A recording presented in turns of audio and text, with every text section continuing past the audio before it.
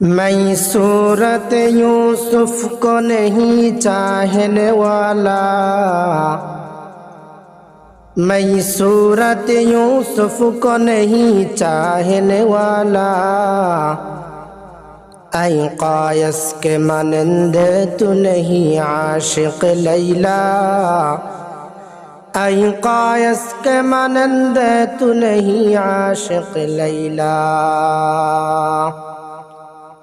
এই জন্য মুসলমান বাজান হযরত ইউসুফ আলাইহিস সালাতু ওয়াস সালাম তার আব্বার কাছে, তার আব্বা জান ইয়াকুব নবীর কাছে গিয়ে বলেন, আব্বা জান আমি স্বপ্নে দেখছি 11টা তারকা এবং চন্দ্র এবং সূর্য আমাকে সেজদা করতে অবনত অবস্থায় আমি দেখছি।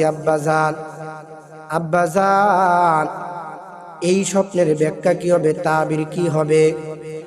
ইয়াকুব আলাইহিস সালাতু ওয়াস সালাম বলেন, ও আমার ইউসুফ, এই স্বপ্নের কথা তোমাদের ভাইদের কাছে বলিও না। ইউসুফ রে, এই স্বপ্নের কথা যেন তোমার ভাইয়েরা না জানে।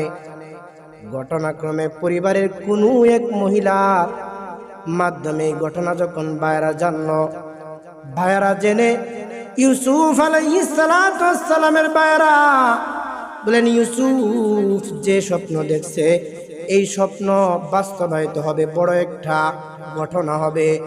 এই জন্য এই ঘটনা, এই স্বপ্ন প্রকাশ পাওয়া বাস্তবে প্রমাণ হওয়ার জন্য দেওয়া যাবে না। এই কথা বলে ভাইরা সকলে পরামর্শ করলেন ইউসুফ আলাইহিস সালাতু ওয়াস সালামকে ইয়াকুব নবীর কাছ থেকে কোনোভাবে বুঝাইয়া ইউসুফ নবীকে নিয়ে গেলেন।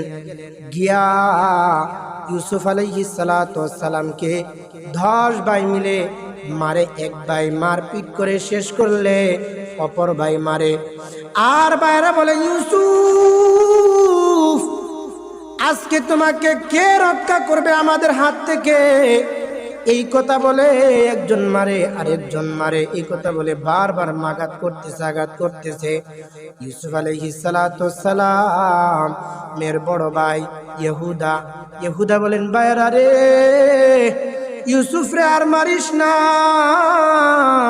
ইউসুফ রে আর মারিস না।